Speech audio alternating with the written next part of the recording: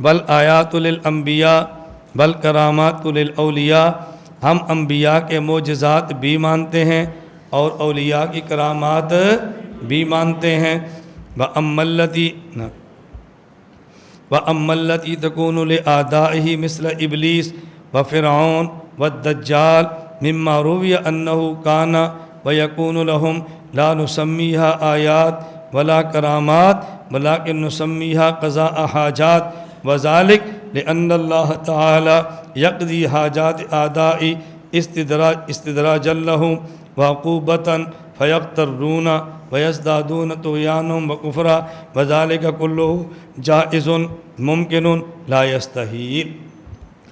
انبیاء کے معجزات مانتے ہیں، اولیاء کی کرامات مانتے ہیں، اور وہ جو اللہ کے دشمن ہیں ان کے لیے جو چیز خرق عادت آ جائے، عادت سے ہٹ کر ہو، جیسے کچھ چیزیں ابلیس کو ملے، تخت سمندر پہ لگا کے بیٹھا ہے، ایک سیکنڈ میں کہیں سے کہیں پہنچ جاتا ہے، جو چیزیں اس کو ملیں، یا فرعون کو ملے، یا جو دجال اشارہ کرے تو بارش برسے، اشارہ کرے تو درخت اگے، سبزیاں اور پھل اگے، بندے کو قتل کرے، دو حصوں میں کٹ جائے، پھر اس کو ملائے، وہ زندہ ہو کر بات کرے، یہ جو دجال کی باتیں ہیں۔ فرمایا مما رویہ، کچھ باتیں ہو چکی فرعون ابلیس کی، کچھ ہوں گی دجال اور پھر ابلیس کے لیے۔ فرمایا اور یہ ہم اس کو آیات بھی نہیں کہتے، وہ نبی کے لیے ہے معجزات، ہم کرامات بھی نہیں کہتے، وہ اولیاء کے لیے ہے، یہ نبی اور ولی نہیں بلکہ دشمن دین خدا ہیں۔ ان کو کیوں ہے؟ استدراج لہم، اللہ ان کو ڈھیل دیتا ہے، ڈھیل، تاکہ ان کو یہ گلہ نہ رہے ہم نے گمراہ کرنا تھا، ہمیں گمراہی کے اسباب نہیں ملے، ڈھیل دیتا ہے۔ وعقوبتاً، اور یہ کیوں ہے؟ تاکہ یہ کام کریں اور پھر ان کو جب سزا دی جائے تو ان کے خلاف کوئی حجت نہ ہو کہ ہمیں کیوں سزا دی جا رہی ہے، ہم نے تو کچھ کیا ہی نہیں، تم نے بہت کچھ کیا ہے، اس لیے کہ ان کو سزا ملے۔ فَيَخْتَرُونَ، اور یہ کیوں ہے؟ تاکہ یہ خود دھوکے کے اندر پڑے رہیں، یہ سمجھتے ہم دھوکہ دے رہے ہیں حالانکہ خود دھوکے میں پڑ رہے ہیں۔ وَيَزْدَادُونَ طُغْيَانًا وَكُفْرًا، یہ کیوں ہے؟ تاکہ جی کھول کے سرکشی کریں، دل کھول کے کفر کریں، ان کو گلہ نہ رہ جائے کہ ہم نے کم کیا، جو کر سکتے ہیں وہ کریں۔ وَذَلِكَ، وَيَزْدَادُ طُغْيَانًا وَكُفْرًا وَذَلِكَ كُلُّهُ جَائِزٌ، یہ سب کچھ ہو سکتا ہے، ممکن، کوئی غیر ممکن نہیں ہے، یہ ہو سکتا ہے اللہ کی طرف سے ہے۔ لا يستحیل، یہ محال نہیں ہے۔ کان اللہ خالقاً، یہ بات سمجھنا، یہ فرمایا یہ ممکن ہے، محال نہیں ہے۔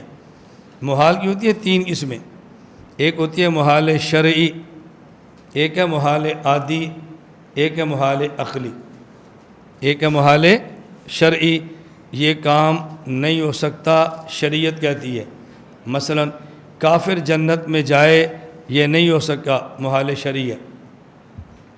اللہ ایک کی بجائے دو ہو جائیں، نہیں ہو سکتا، یہ محال شرعی بھی ہے، محال عقلی بھی ہے۔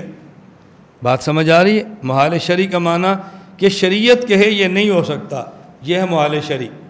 نمبر دو محال عقلی، شریعت تو نہیں کہتی نہیں ہو سکتا ہے، لیکن عقل کہتی ہے کہ ایسے نہیں ہو سکتا، یہ کیا ہے؟ محال عقلی۔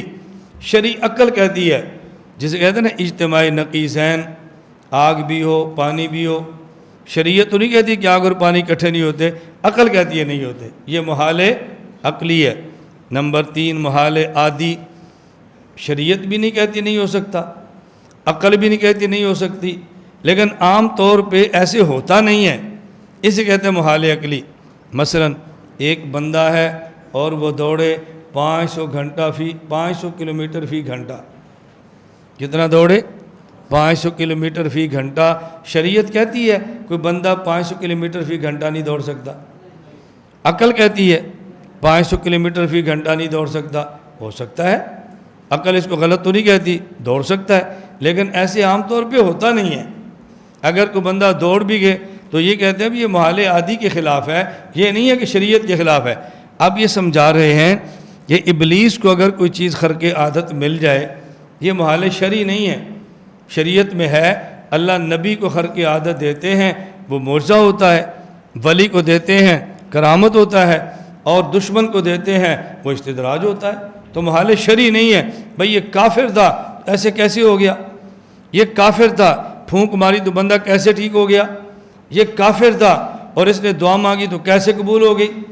ابلیس سے بڑا دنیا میں کون کافر ہے؟